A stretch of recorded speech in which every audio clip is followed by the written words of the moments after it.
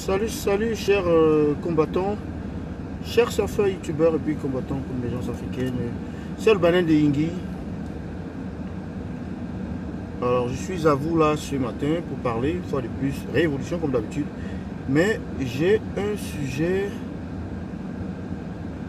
qui me tient à cœur là. Voilà.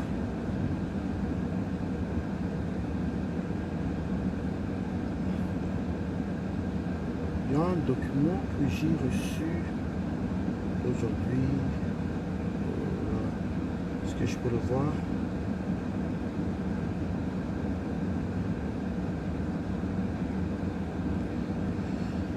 Il y a un document que j'ai reçu.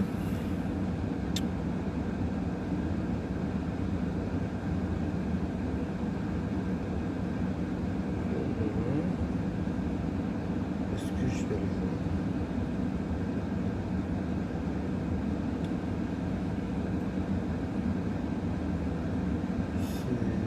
C'est à quel sujet? Voilà, nous y sommes.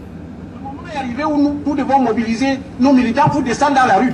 Écoutez très bien. Les doivent descendre dans la rue pour mettre fin à ce régime. Monsieur Biya est vieux, il est partant.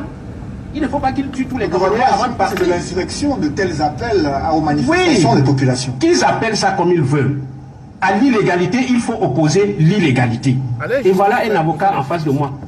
Quand vous êtes victime d'une injustice, il faut aussi agir dans l'injustice pour répondre à cette injustice-là.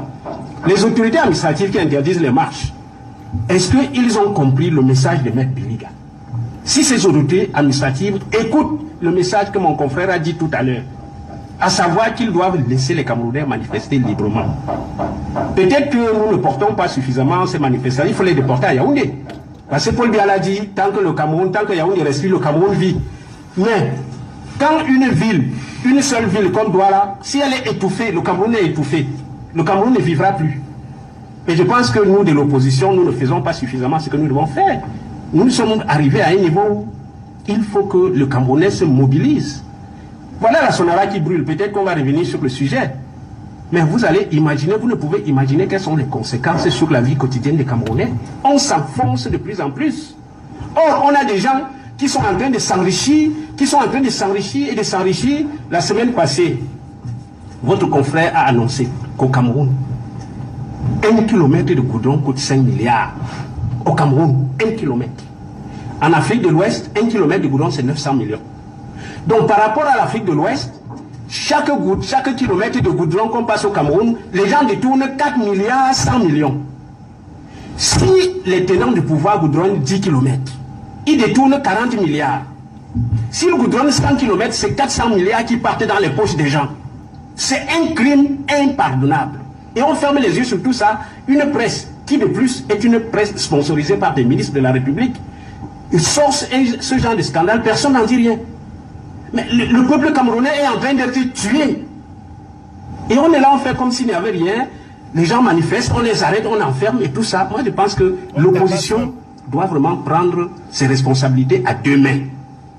Il est temps que la plateforme de l'opposition que Joshua aussi est en train de constituer, qu'elle prenne corps et qu'elle lance des actions de masse pour que nous puissions nous libérer. On ne va pas attendre 60 ans ou 70 ans. À ce rythme-là, nous tous on va mourir sans voir le Cameroun libéré. Voilà. Ce qui n'est pas normal. Après vous, Cyril Samba Cassure. Bon, mais voilà, vous avez suivi le message de cet éminent membre du SDF dont j'ignore très bien... J'ignore un peu le nom, mais vous devez le reconnaître forcément. C'est un monsieur qui est très vocal. Lorsqu'il intervient dans les directs, dans les émissions de télévision, dans les chaînes de télévision pour parler politique ou parler, n'est-ce pas, des problèmes du Cameroun et des solutions. Vous voyez là, je vais vous citer comme ça 4 personnes. Je commence par le professeur Patrice Nkana. Puis, je me lance vers le professeur Franklin Nyamsi. Nyamsi. Et après lui, je vais me retrouver chez le professeur Baebek.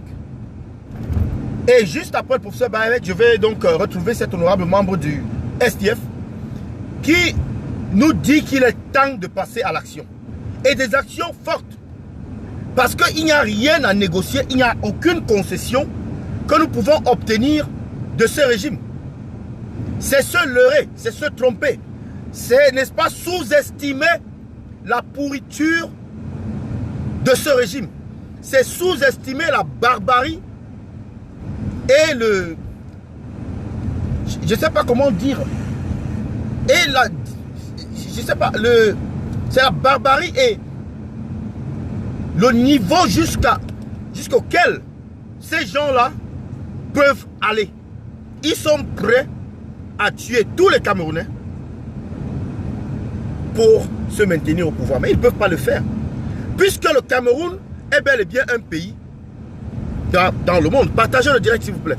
Le Cameroun est bel et bien un pays qui vit dans le monde et le monde est régi par certaines lois, certaines règles et certaines institutions. Et dans le Cameroun, quel que soit le gouvernement qui s'y trouve, ne peut pas se permettre de tuer tout un peuple, de tuer tout son peuple, rien que pour conserver le pouvoir. Ce n'est pas possible. Donc nous devons nous lever. Ce samedi 8 juin, c'est le jour où on doit se lever pour chasser ce gouvernement. On doit être unanime là-dessus. Ce n'est plus libérer Kamto, libérer Mota, libérer Zongang, libérer Penda et Koka, libérer Valsero, libérer Doki. Non. On doit être unanime sur un seul slogan, une seule rhétorique. Biya dégage. Biya Moscow. So, ladies and gentlemen, I've just bumped into this that video where this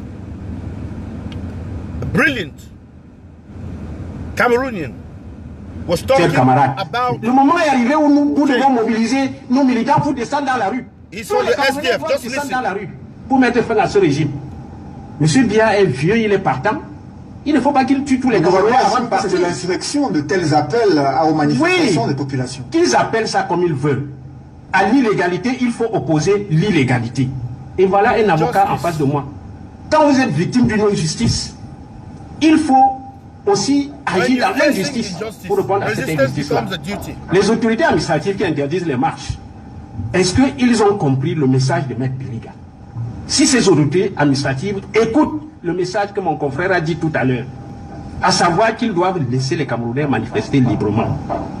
Peut-être que nous ne portons pas suffisamment ces manifestations, il faut les déporter à Yaoundé. Parce que Paul Biya l'a dit, tant que le Cameroun, tant que Yaoundé respire, le Cameroun vit. Mais quand une ville, une seule ville comme Douala, si elle est étouffée, le Cameroun est étouffé, le Cameroun ne vivra plus. Et je pense que nous, de l'opposition, nous ne faisons pas suffisamment ce que nous devons faire. Nous sommes arrivés à un niveau où il faut que le Camerounais se mobilise. Voilà la Sonara qui brûle. Peut-être qu'on va revenir sur le sujet. Mais vous allez imaginer, vous ne pouvez imaginer quelles sont les conséquences sur la vie quotidienne des Camerounais. On s'enfonce de plus en plus. Or, on a des gens qui sont en train de s'enrichir, et de s'enrichir. La semaine passée, votre confrère a annoncé qu'au Cameroun, 1 kilomètre de goudron coûte 5 milliards. Au Cameroun, 1 kilomètre. En Afrique de l'Ouest, 1 kilomètre de goudron, c'est 900 millions. Donc par rapport à l'Afrique de l'Ouest, chaque kilomètre de goudron qu'on passe au Cameroun, les gens détournent 4 milliards 100 millions. Si les tenants du pouvoir goudronnent 10 kilomètres, ils détournent 40 milliards. S'ils goudronnent 100 kilomètres, c'est 400 milliards qui partent dans les poches des gens. C'est un crime impardonnable. Et on ferme les yeux sur tout ça. Une presse qui de plus est une presse sponsorisée par des ministres de la République, ils sortent ce genre de scandale, personne n'en dit rien. Mais le peuple camerounais est en train d'être tué. Et on est là, on fait comme s'il n'y avait rien. Les gens manifestent, on les arrête, on enferme et tout ça. Moi, je pense que l'opposition doit vraiment prendre ses responsabilités à deux mains. Il est temps que la plateforme de l'opposition, que Joshua aussi est en train de constituer, qu'elle prenne corps et qu'elle lance des actions de masse pour que nous puissions nous libérer. On ne va pas attendre 60 ans ou 70 ans. À ce rythme-là, nous tous, on va mourir sans voir le Cameroun libéré. Ce qui n'est pas normal. Après vous, c'est Samba Kassur. Donc là, c'est ce n'est pas le militant du SDF, c'est un militant du SDF qui représente souvent le SDF dans les plateaux de télévision. So that was a militant from the SDF, from the social.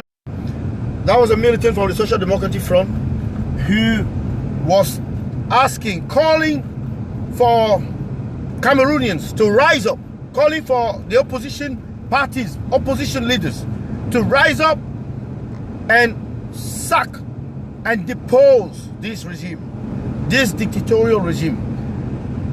He has been trying to make people understand that people have the right to protest. People have the right to go out. The government has not got the right to stop people from protesting. It does not have the right to arrest people, imprison them because they are protesting. Peaceful protest is a constitutional right. Peaceful protest is recognized by the Constitution. Peaceful protest is a way to express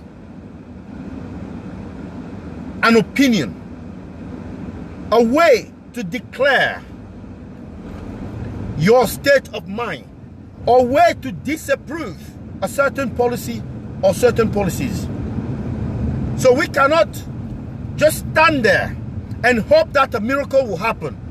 These guys are not willing to compromise. For 3 years, they've not dialogued with the Anglophones, with the Ambazonians. For 3 years. From the start till now, they're still sending Anglophones to prison. They're still killing them in the northern southwest. Even if the clown of prime minister is going around stating that they are willing to open dialogue, that they are opening dialogue. How can you open dialogue when you're killing, shooting people, children, mothers, young men and young, old? You're killing everybody. And yet, you are going around spreading the message that you want dialogue.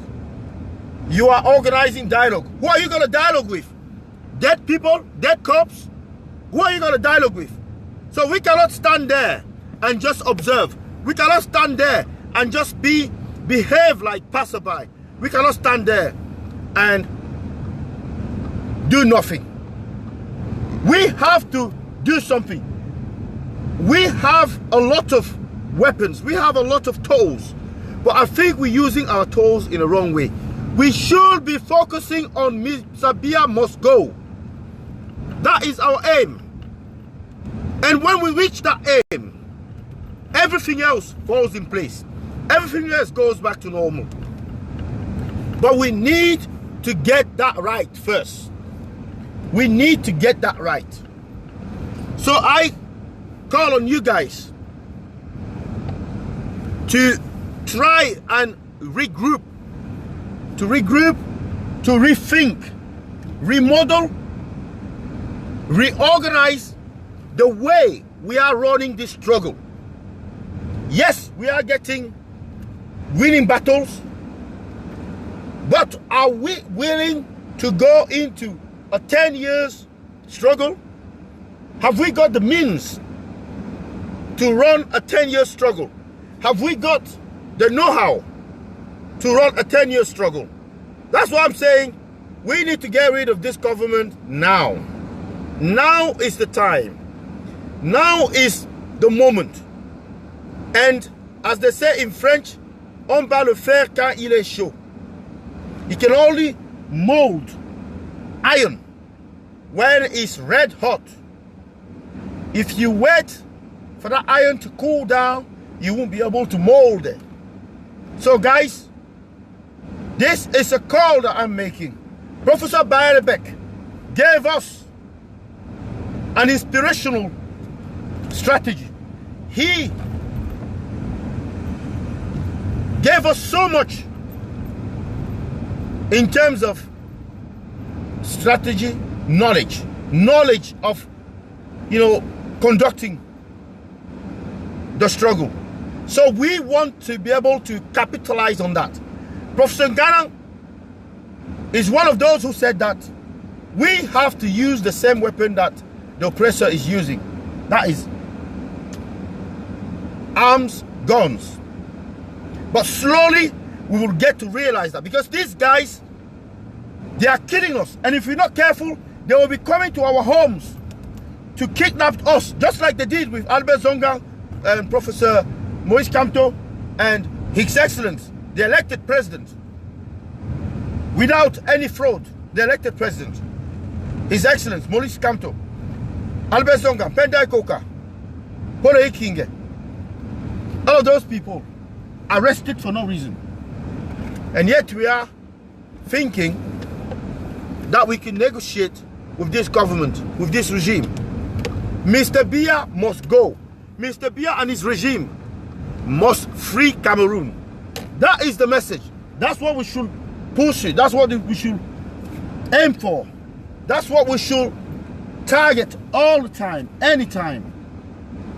So I hope that you got my message and that you share this video to the maximum so that all the fighters are aware of this strategy, this new strategy. Thank you very much for listening. It was Mr. Banen de Yingui. Merci beaucoup d'être connecté. C'était le Banen de Yingui. Bonne journée. À bientôt. Partagez la vidéo. Bye bye.